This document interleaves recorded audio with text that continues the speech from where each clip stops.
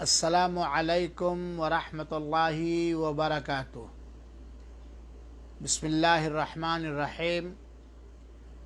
الحمد للہ رب العالمین والعاقبۃ للمتقین والصلاۃ والسلام علی نبینا الکریم وعلی آلہ واصحابہ وازواجہ وذریاتہ اجمعین ومن تبعہم بإحسان الی یوم الدین۔ نماز نبوی شرعی کورس کے اس 5ویں درس میں حاضری دینے والے قابل احترام علم دین کے تلاشنے والے بھائیوں، بہنوں اور عزیز بچوں و بچیوں، اللہ تعالی سے یہ دعا ہے کہ رب العالمین ہم سبھوں کو شریعت محمدیہ کا صحیح علم عطا فرمائے اور ہر طرح کی جہالت سے مامون اور محفوظ رکھے، آمین۔ درس شروع کرنے سے پہلے یہ اعلان کر دینا مناسب ہے کہ آج انشاءاللہ العزیز پچھلا جو شرعی کورس ہوا تھا پاکی اور صفائی، اس کا رزلٹ بھی اور انعامات بھی بتلائے جائیں گے، چنانچہ آپ لوگ دل جمعی کے ساتھ بیٹھیں۔ پچھلے درسوں میں نماز کی اہمیت، علم دین کے حاصل کرنے کی فضیلت، نماز کے ارکان، نماز کے واجبات اور نماز کی آواز نہیں جا رہی اور نماز کی سنتوں کے بارے میں آپ لوگوں کو بتلایا گیا تھا۔ آواز جا رہی ہے آپ لوگوں کے پاس؟ کوئی بندہ جواب دے دے۔ جزاک اللہ خیر۔ میں نے یہ اعلان شروع میں کیا ہے کہ انشاءاللہ العزیز آج پاکی اور صفائی جو پچھلا شرعی کورس ہوا تھا اس کے رزلٹ کا بھی اعلان اور انعامات کا بھی اعلان ہوگا۔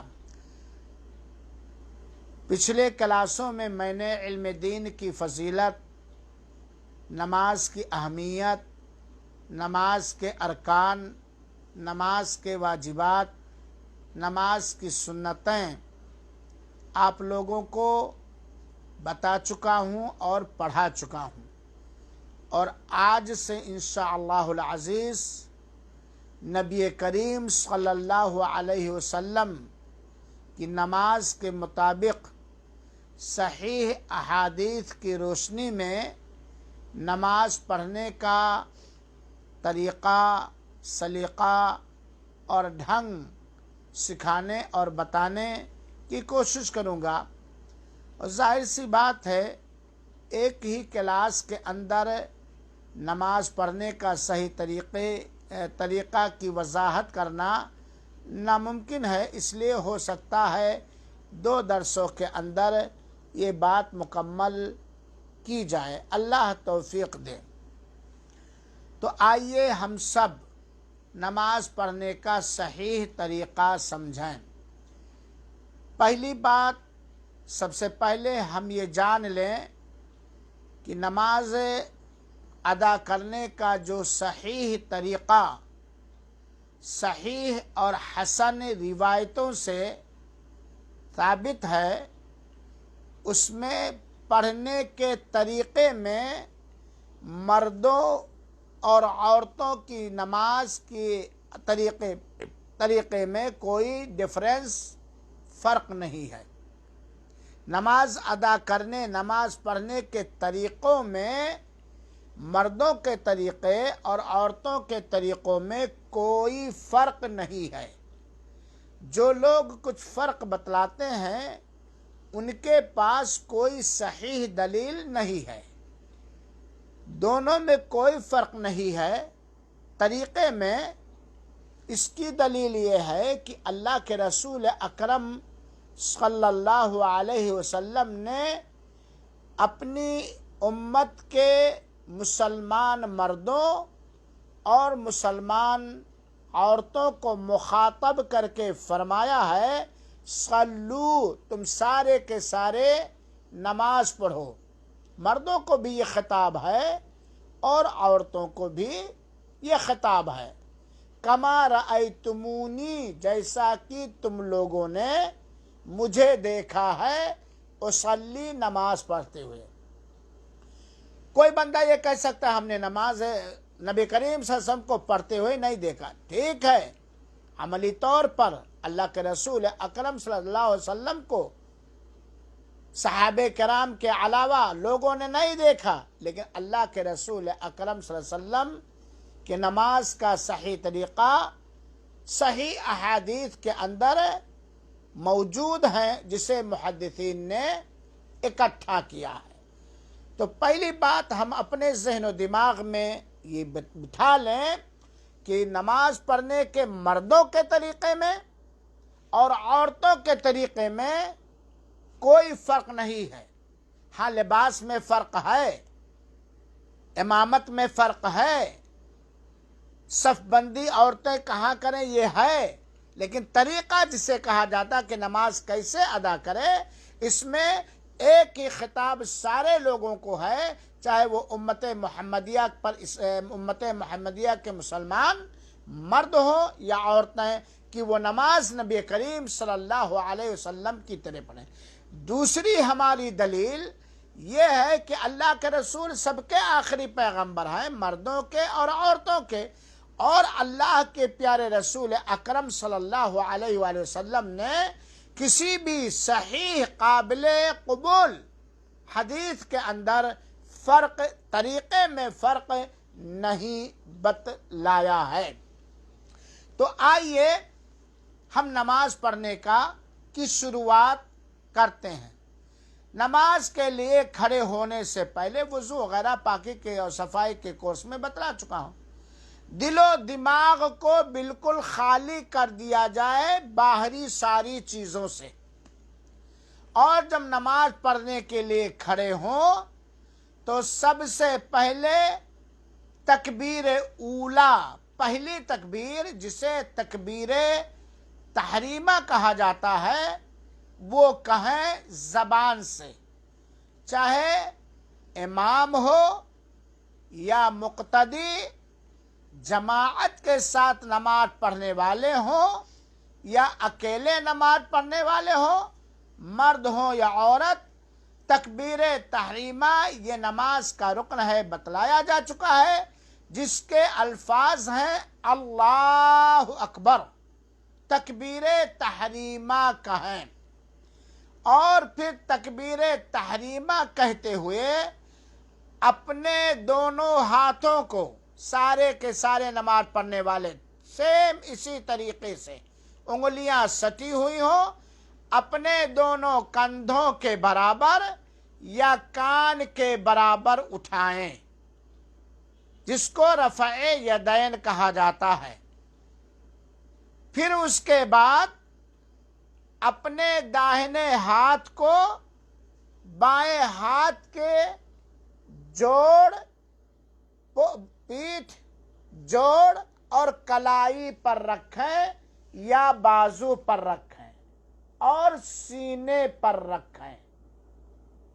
یہ تکبیر تحریمہ اللہ اکبر کہنے کے بعد رفع الیدین کہیں گے، کہتے ہوئے رفع الیدین کہیں گے۔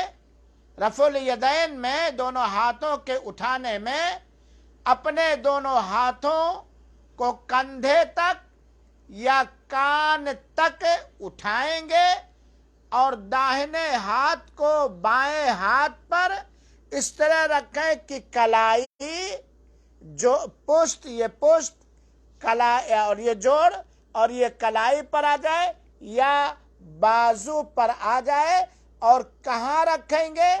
سینے پر رکھیں گے، چھاتی پر رکھیں گے۔ اب تھوڑی میں شرح کرنا چاہتا ہوں۔ ہمارے بہت سارے مسلمان بھائی اور بہن اللہ اکبر کہتے ہوئے جب پہلی بار رفع یدین کرتے ہیں تو ایک بنیادی طور پر غلطی کرتے ہیں جو اللہ تعالی کے پیارے حبیب صلی اللہ علیہ وسلم سے بالکل ثابت نہیں ہے۔ وہ غلطی یہ ہے کہ بہت سارے لوگ کان کے اوپر اٹھاتے ہیں، حالانکہ رفع الیدین کی حد اللہ کے رسول اکرم صلی اللہ علیہ وسلم نے متعین کر دی ہے، اپنے کندھوں کے برابر یا کان تک۔ کان میں لرکی بھی آتی ہے اور کان کا آخری سرا بھی آتا ہے۔ اللہ کے رسول نے حد متعین کر دیا، گویا ہمارے ہاتھوں کی انگلیوں کا آخری کنارہ جو بیچ والی انگلی ہے کان کے اوپر نہ جائے۔ اب لوگ بہت سارے اس طرح اٹھاتے ہیں، بہت سارے کان کو پکڑتے ہیں اور چھوتے ہیں، بہت سارے کان میں انگلی ڈالتے ہیں۔ اللہ گواہ ہے، جتنی بھی رفع یدین کرنے کے بارے میں تکبیر تحریمہ کے وقت یا اور جگہوں پر صحیح روایتیں، قابل اعتماد روایتیں آئی ہیں، کہیں بھی کان کے اوپر اٹھانے یا کان کی لرکی پکڑنے یا کان چھونے کا ذکر نہیں ملتا ہے۔ چنانچہ ہمیں اس چیز پر متنبہ اور آگاہ رہنا چاہیے۔ اللہ کے رسول اکرم صلی اللہ علیہ وسلم نماز پڑھتے وقت قبلے کی جانب منہ فرماتے اور اپنے ہاتھوں کو اٹھاتے، جیسا کہ بخاری شریف کی روایت باب رفع الیدین اٹھانے کی حدیث نمبر ہے 738، یہ بخاری شریف کی روایت ہے۔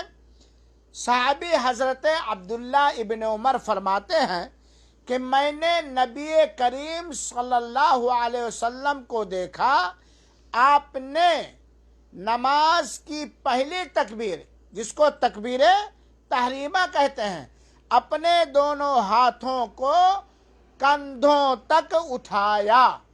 اس روایت میں کیا ہے جو بخاری شریف کی روایت ہے کہ اللہ کے رسول اکرم صلی اللہ علیہ وسلم نے پہلی تکبیر کہنے کے ساتھ ساتھ اپنے دونوں ہاتھوں کو مونڈھوں تک، کندھے تک اٹھایا، اور کندھا یہ ہے۔ اس روایت سے آخری حد ہاتھوں کی انگلیوں کی کندھے تک واضح کیا گیا ہے، اور یہ بخاری شریف کی روایت ہے۔ دوسری روایت صحیح مسلم کی روایت ہے اور حدیث نمبر 390 ہے۔ دیکھیے، جب حدیث نمبر بتلایا جاتا ہے تو بسا اوقات نمبرنگ میں فرق ہوتا ہے، کیونکہ کچھ لوگ مقرر کو بھی نمبر کرتے ہیں، کچھ لوگ سیریل سے کرتے ہیں۔ تو یہ مسلم شریف کی روایت ہے، باب استحباب رفع الیدین حذو المنکبین مع تکبیرۃ الاحرام۔ تکبیر احرام کے ساتھ دونوں ہاتھوں کو دونوں کندھوں تک اٹھانے کے مستحب ہونے کا باب۔ اس میں جو ہے کہ اللہ کے رسول اکرم صلی اللہ علیہ وسلم نے اپنے دونوں ہاتھوں کو کندھوں تک، اللہ کے رسول اکرم صلی اللہ علیہ وسلم اپنے دونوں ہاتھوں کو کندھوں تک اٹھاتے تھے۔ یہ صحیح مسلم کی روایت ہے۔ اسی طرح صحیح مسلم کی تیسری روایت جو حدیث نمبر 391 ہے، 390 اور 391 ہے، جس کے اندر ہے کہ اللہ کے رسول اکرم صلی اللہ علیہ وسلم اپنے ہاتھوں کو کان تک اٹھاتے تھے، کانوں تک اٹھاتے تھے۔ تو بخاری شریف اور مسلم شریف کی روایتوں سے یہ صاف واضح طور پر معلوم ہوتا ہے کہ رفع الیدین تکبیر تحریمہ کے وقت دونوں ہاتھوں کو کندھوں کے برابر اٹھائیں گے، کندھوں کو چھوئیں گے نہیں، اور یا تو کان تک اٹھائیں گے یا کان کے برابر اٹھائیں گے، کان کے اوپر نہیں۔ یہ بات واضح ہو گئی۔ اب رفع الیدین کرنے میں لوگوں کے ہاں غلطیاں جو ہوتی ہیں کئی طرح کی ہیں، غلطیاں بتلاؤں گا تو درس لمبی ہو جائے گی، درس لمبا ہو جائے گا۔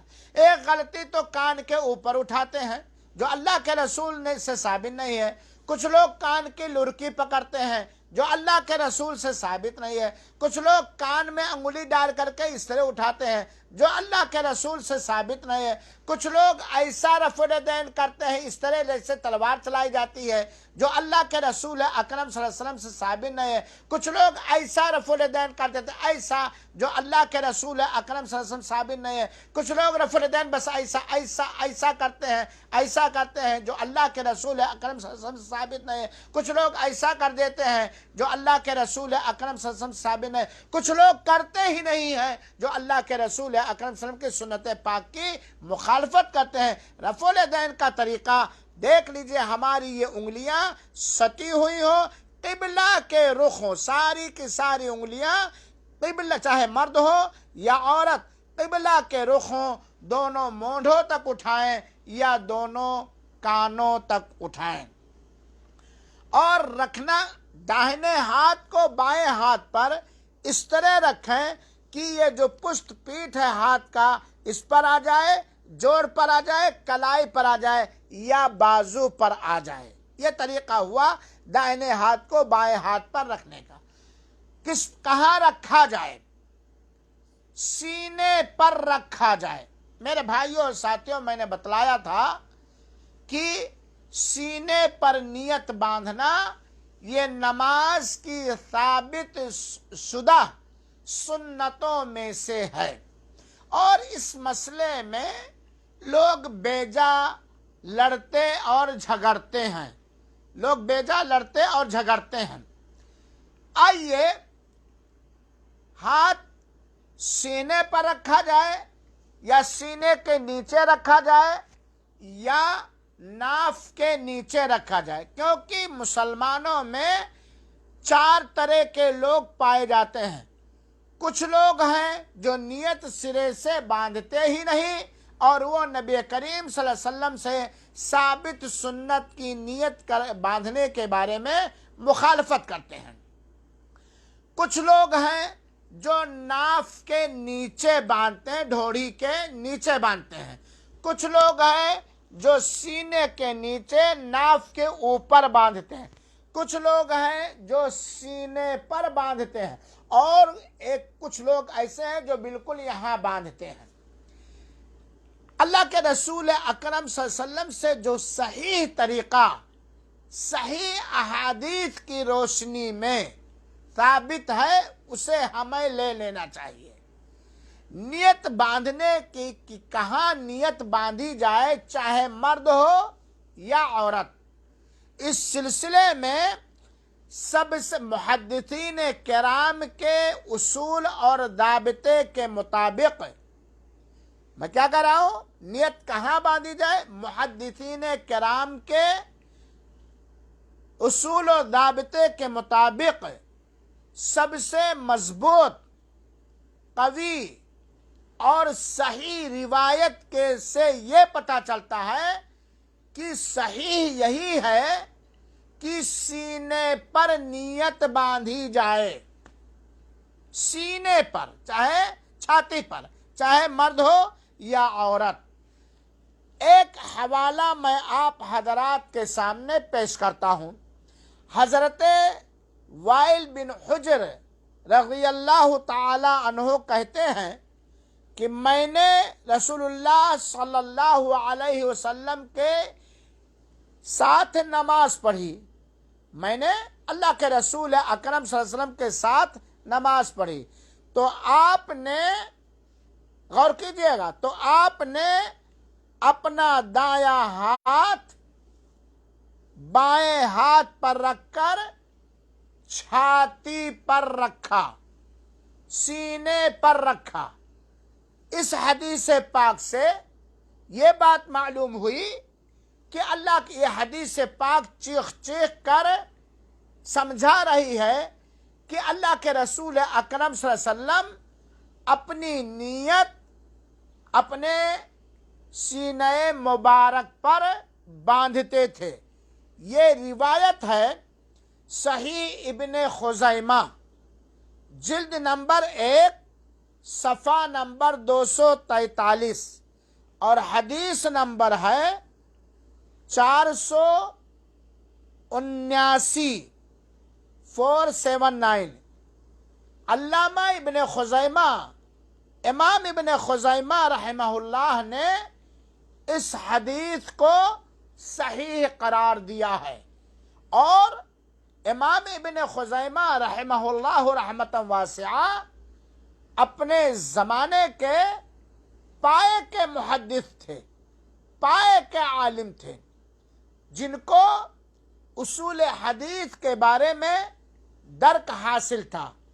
تو صحیح ابن خزیمہ، اپنی کتاب ابن خزیمہ رحمۃ اللہ علیہ نے اپنی کتاب کا نام ہی صحیح ابن خزیمہ رکھا ہے، جو ایک بہت بڑے محدث ہیں، انہوں نے اس روایت کو صحیح قرار دیا ہے۔ اسی طریقے سے تو اس روایت سے، صحیح ابن خزیمہ کی روایت سے کیا پتہ چلا کہ نیت سینے پر باندھنا چاہیے۔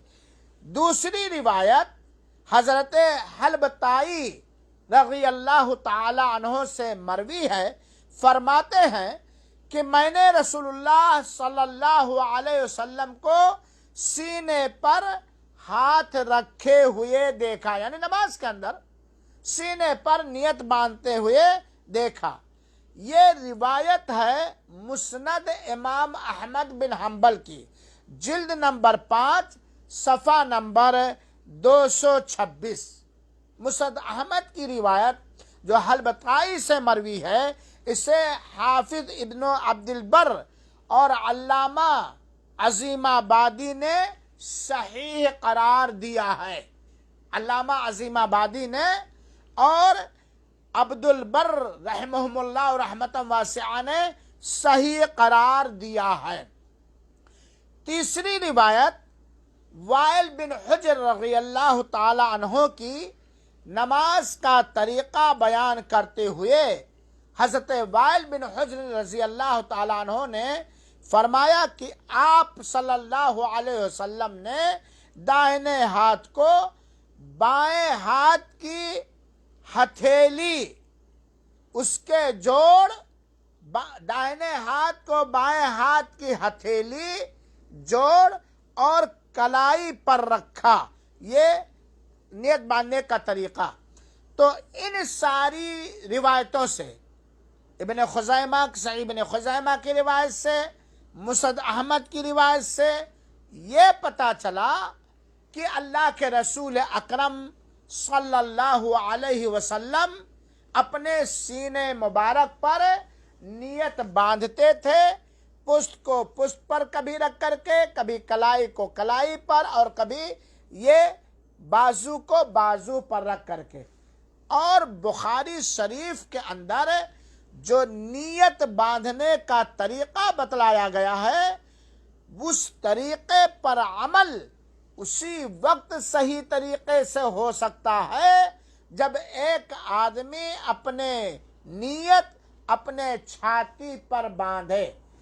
ہو سکتا ہے کوئی محدث اس کو ضعیف کہے، لیکن دو محدثین نے، بلکہ 3 محدثین نے اس روایت کو صحیح قرار دیا ہے۔ البتہ کچھ حدیثیں اور وارد ہیں جو سینے کے تھوڑا نیچے، پیٹ کے اوپر، سینے کے تھوڑا نیچے پیٹ کے اوپر، ان روایتوں کو محدثین نے ضعیف قرار دیا ہے، مگر اتنا سخت ضعف اور کمزوری اس کے اندر نہیں پائی جاتی کہ اس پر عمل نہ کیا جا سکے۔ ایک تیسرا طریقہ لوگ ایجاد کیے ہوئے ہیں نیت باندھنے کے سلسلے میں، ڈھوڑی یعنی ناف کے نیچے۔ میرے بھائیو اور ساتھیو، تو حدیث ہے میں نے صحیح طریقے سے ذکر کیا ہے جس سے ثابت ہوتا ہے سینے پر، اور ایک روایت ہے جس سے سینے تحت صدر، سینے کے نیچے۔ اور سینے کے نیچے کا مطلب یہ نہیں کہ آپ گھٹنے تک لیتے چلے آؤ اپنے دونوں ہاتھ کو، سینے کے نیچے پیٹ کے اوپر تھوڑا سا۔ البتہ وہ روایت جو حضرت علی رضی اللہ تعالیٰ عنہ کی طرف نسبت کی جاتی ہے اور سہل بن سعد اس کے بیان کرنے والے ہیں کہ اپنے نیت کو ناف کے نیچے باندھو، تو یہ میرے بھائیوں یہ روایت بالکل حد درجہ ضعیف ہے۔ حضرت سیدنا علی رضی اللہ، سہل بن سعد سے نہیں بلکہ سیدنا علی رضی اللہ تعالیٰ عنہ سے مروی روایت کی ہتھیلی کو ہتھیلی پر، ہتھیلی کو ہتھیلی پر ناف کے نیچے رکھا جائے، یہ روایت اس طرح کمزور، ضعیف، غیر قابل قبول ہے کہ اس کے ضعف کی وجہ سے اس روایت پر عمل کرنا صحیح نہیں ہے۔ یہ سنن ابو داؤد کے اندر پائیں گے، ہاں، اور حدیث نمبر 756 ناف کے نیچے والی روایت۔ اسے امام بیہقی نے روایت کیا ہے۔ حافظ ابن حجر جنہوں نے صحیح بخاری کی شرح فتح الباری لکھی ہے، بیہقی کی اس روایت جو حضرت علی کی طرف منسوب، حضرت علی رضی اللہ تعالیٰ عنہ کی طرف منسوب ہے، جس میں ہے کہ ہتھیلی کو ہتھیلی پر رکھ کر کے ناف کے نیچے رکھا جائے، اس روایت کو علامہ ابن حجر رحمت اللہ علیہ نے ضعیف قرار دیا ہے۔ اور علامہ ابن حجر وہ محدث ہیں جنہوں نے فتح البخاری شریف کی شرح لکھی اور بہت سارے کتابیں۔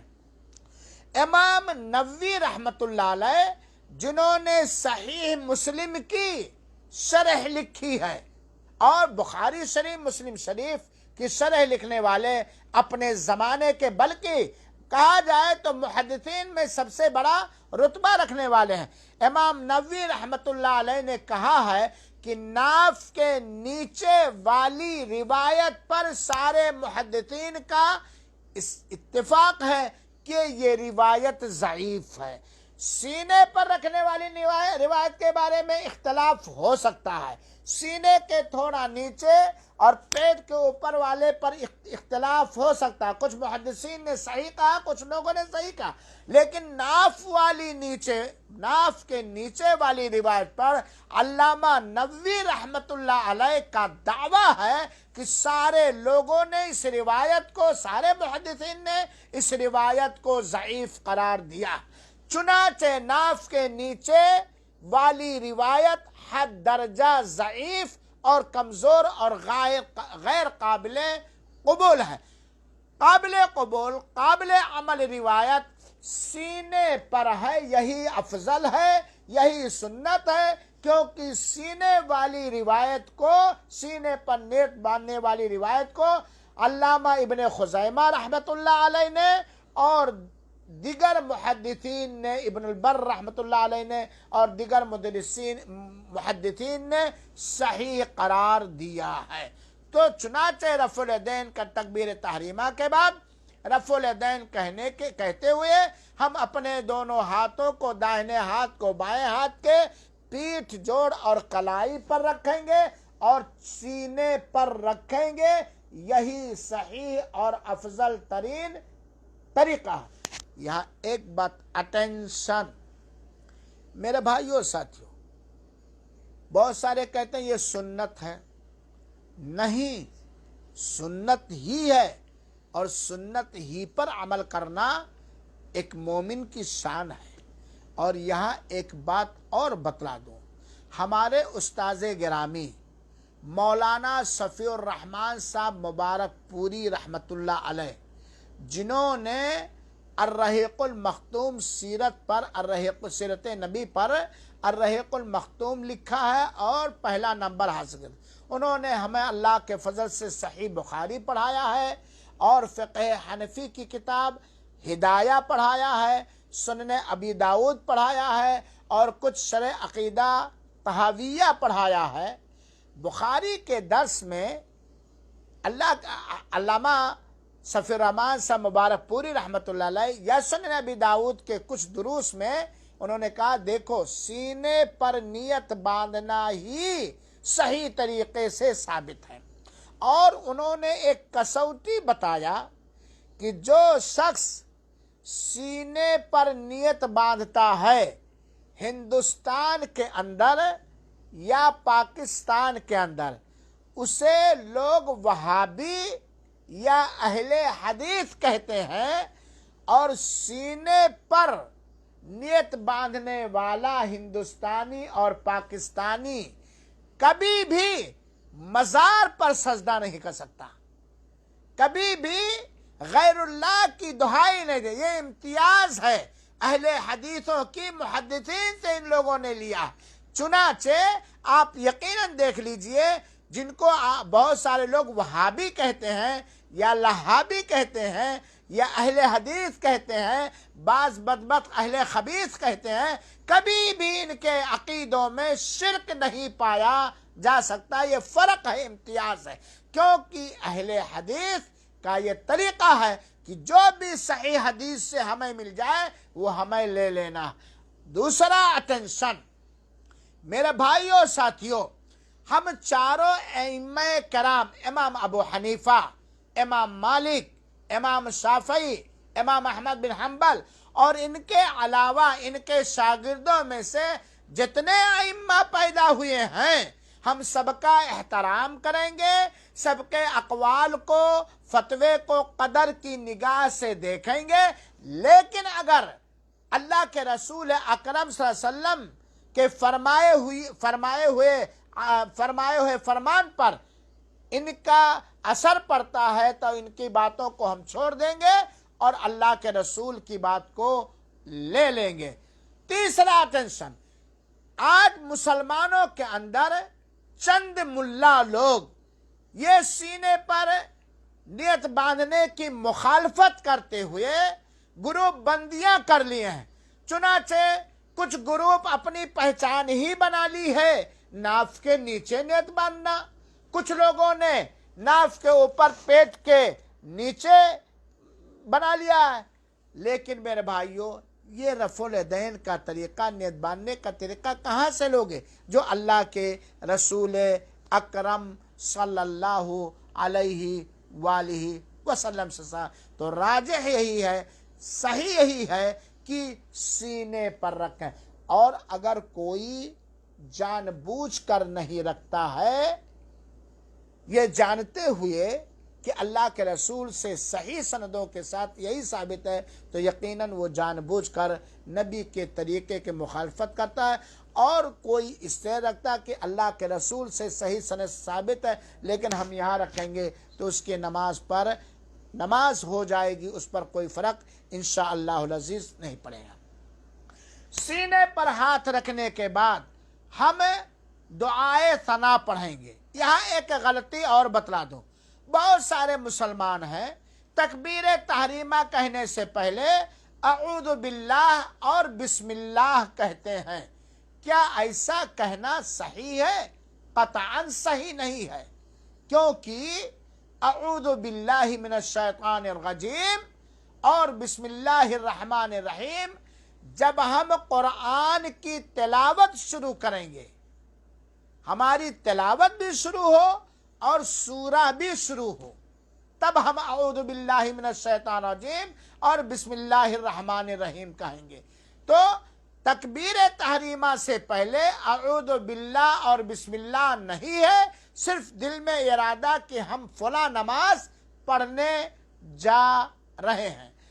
کچھ لوگ ہیں تکبیر تحریمہ سے پہلے زبان سے نیت کرتے ہیں، میں نیت کرتا ہوں 2 رکعت یا 4 رکعت پڑھنے کی وغیرہ وغیرہ، یہ بدعت ہے، اللہ کے رسول اکرم صلی اللہ علیہ وسلم سے ثابت نہیں ہے، اور آپ تمام لوگوں کو اس بات پر گواہ بناتا ہوں جو میں نے کہا کہ تکبیر تحریمہ سے پہلے جو الفاظ کے ساتھ نیت کی جاتی ہے یہ بدعت ہے۔ قیامت کے دن آپ لوگوں کو میری اس بات پر گواہی دینی پڑے گی، اللہ کے رسول سے لفظ کے ساتھ الفاظ کے ساتھ نیت کرنا ثابت نہیں ہے۔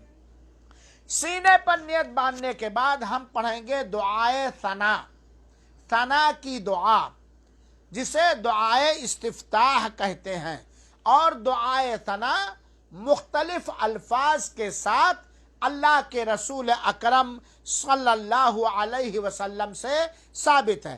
چنانچہ صفت الصلاۃ جو نماز بخاری شریف کے اندر ہے، بخاری شریف کی روایت جو حدیث نمبر 598 ہے، اس کے اندر دعائے ثنا یا دعائے استفتاح ان الفاظ کے ساتھ ثابت ہے: اللہم باعد بینی و بین خطایای کما باعدت بین المشرق والمغرب اللہم نقنی من الخطایا کما ینقی الثوب الابیض من الدنس اللہم اغسلنی من خطایای بالماء والثلج والبرد۔ اس کا دعا حسن مسلم کے اندر پڑھ لیجئے گا۔ تو دعائے ثنا میں، دعائے استفتاح میں یہ دعا پڑھنا بھی ثابت ہے۔ اسی طریقے سے ایک دعا اور ہے: اللہ اکبر کبیرہ والحمدللہ کثیرہ وسبحان اللہ بکرۃ وآصیلا، یہ دعا بھی پڑھنا ثابت ہے، جیسا کہ حضرت عمر نے بیان کیا ہے۔ اسی طریقے سے دعائے ثنا میں ایک دعا جو سنن ترمذی کی روایت ہے اور حدیث صحیح ہے، یہ دعا بھی ہے: سبحانک اللہم وبحمدک وتبارک اسمک وتعالی جدک ولا الہ غیرک۔